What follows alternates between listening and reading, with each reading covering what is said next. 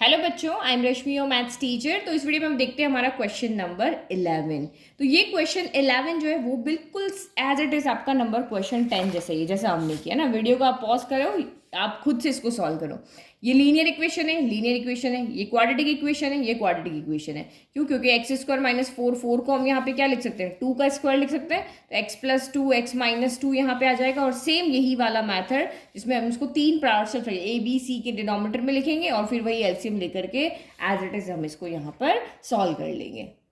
ठीक है, तो डिनोमिनेटर को हमने चेंज कर दिया। एक्स स्क्वायर माइनस फोर क्या हो जाएगा, x plus two X minus to. तो इसकी जगह हमने ये लिख दिया। अब हम करें इसको पार्शियल फ्रैक्शन से, क्योंकि हमें इसका सिंपल इंटीग्रेशन करना नहीं आता। नीचे 3 ब्रैकेट है तो 3 वेरिएबल आएंगे, a upon x plus one, फिर plus b upon x plus two और plus c upon x minus two. अब हमारा मेन टास्क क्या है, ए बी सी की वैल्यू फाइंड करना। तो ए बी सी की वैल्यू फाइंड करने के लिए हम यहाँ पे क्या करते हैं, एलसीएम लेते हैं। तो लेफ्ट तो आपका एज इट इज रहेगा, क्योंकि सिंगल टर्म का एलसीएम नहीं होता, कम एटलीस्ट 2 टर्म तो होनी चाहिए। तो ये आपका एज इट इज रह गया। अब यहाँ पे कितना एलसीएम आ जाएगा, तो 3 ब्रैकेट है, तीनों का प्रोडक्ट। हमेशा लेफ्ट राइट में डिनोमिनेटर आपका सेम रहता है। तो ये आपका एक्स प्लस वन हो गया, ये एक्स प्लस टू हो गया और ये एक्स माइनस टू हो गया। अब ए के नीचे ये है, ये दोनों नहीं है, तो आप यहाँ पे ये लिख दो, x plus two X minus two. फिर बी के नीचे ये है, ये दोनों नहीं है, तो ये लिख लो, X plus one X minus two. फिर आप सी के नीचे क्या करेंगे, तो सी के नीचे ये है, ये दोनों नहीं है, तो ये लिख लेते हैं, x plus one X plus आपका टू गया। डिनोमिनेटर से डिनोमिनेटर कैंसिल, ये डिनोमिनेटर से डिनोमिनेटर यहाँ पे गया। सेम है ना, क्योंकि हमें ए बी सी की वैल्यू निकालनी है, हमें एक इक्वेशन चाहिए। तो यहाँ पे आपका 5x इक्वल टू कितना हो गया, A X plus two X minus two. फिर आपका यहाँ बच गया B X plus one X minus two. फिर प्लस आपका C X plus one X plus two हो गया।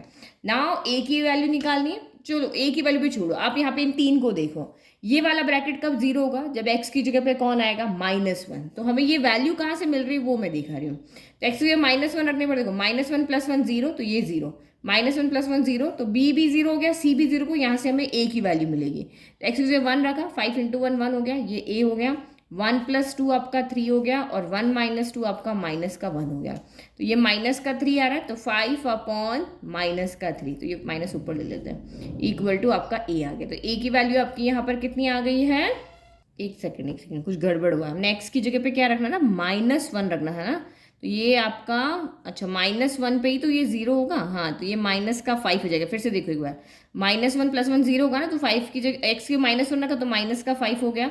माइनस वन पे ये जीरो, माइनस वन पे ये जीरो, तो यहाँ माइनस वन प्लस टू, तो minus one plus two plus का 1 आएगा। और माइनस वन माइनस टू, तो ये माइनस का आपका 3 आएगा।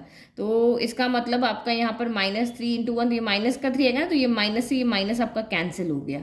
तो एक मिनट रुको, -5 -3, माइनस से माइनस कैंसिल, तो 5/3 इक्वल टू आपका ए आ गया है ना। कभी कभी जो बोलते हैं उसके बाद भी गड़बड़ हो जाती है। फिर यहाँ से क्या रखोगे, हम अगर x की जगह पे -2 रखेंगे तो ये वाली टर्म आपकी जीरो हो जाएगी। तो x इक्वल टू आप यहाँ पे क्या रखोगे, -2। तो रखो, -2 रखा तो -2 इंटू 5 माइनस का 10 हो गया। फिर ये x प्लस टू जहाँ भी दिख रहा है, क्योंकि इसके अकॉर्डिंग हमने वैल्यू निकाली, तो यहाँ x प्लस टू है, यहाँ x प्लस टू है, ये दोनों आपके जीरो हो जाएंगे, क्योंकि आप x की जगह -2 रख रहे हो। तो हमारा b बच रहा है, तो -2 प्लस वन -1, -2 तो माइनस माइनस प्लस, तो माइनस का आपका 4 हो गया। ठीक है, तो माइनस माइनस प्लस हो गया, तो माइनस का 10 इक्वल टू 4b हो गया। तो ये आपका कितना हो गया, 2 की टेबल से कैंसिल करो 2 टाइम, ये आपका 5 टाइम, यानी कि माइनस का 5/2 इक्वल टू आपका कितना आ रहा है, यहाँ पर b आ रहा है। ठीक है, चलो एक और वैल्यू चाहिए, यहाँ से निकालो। एक्स क्या रखोगे कि ये जीरो हो जाएगा, 2 रखने पर जीरो, क्योंकि माइनस तो पहले से है।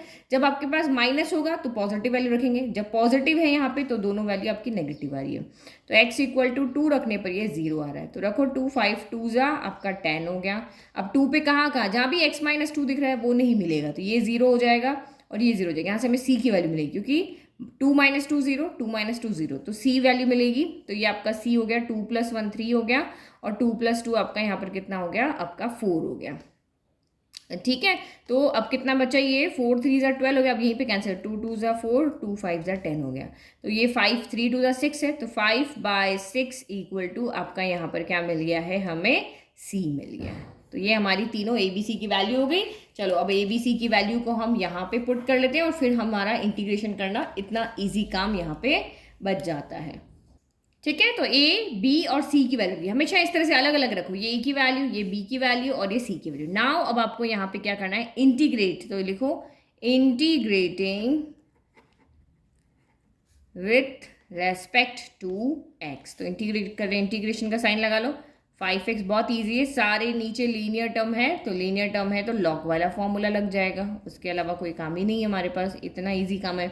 5/3 को आगे लिखा 1/x+1 dx। अभी हम इंटीग्रेशन की फॉर्म में लिख रहे हैं, माइनस का 5/2 इंटीग्रेशन ऑफ 1/x+2 dx। फिर आपका यहाँ पर 5/6 हो गया, इंटीग्रेशन ऑफ 1/x-2 dx हो गया।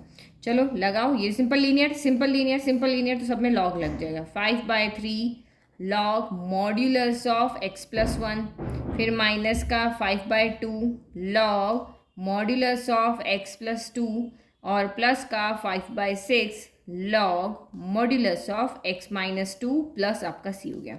तो पीछे आंसर चेक कर लेते हैं हम, क्या यही हमारा आंसर है 11? यस, 5/3 लॉग x+1 माइनस का 5/2 log modulus of x+2 plus 5/6 log modulus of x-2 plus c। This is your final answer. Easy था ना? तो 10 समझ में आया तो हमारा 11 वैसे भी बहुत जल्दी हो गया। ठीक है, चलो नेक्स्ट क्वेश्चन पे चलते हैं।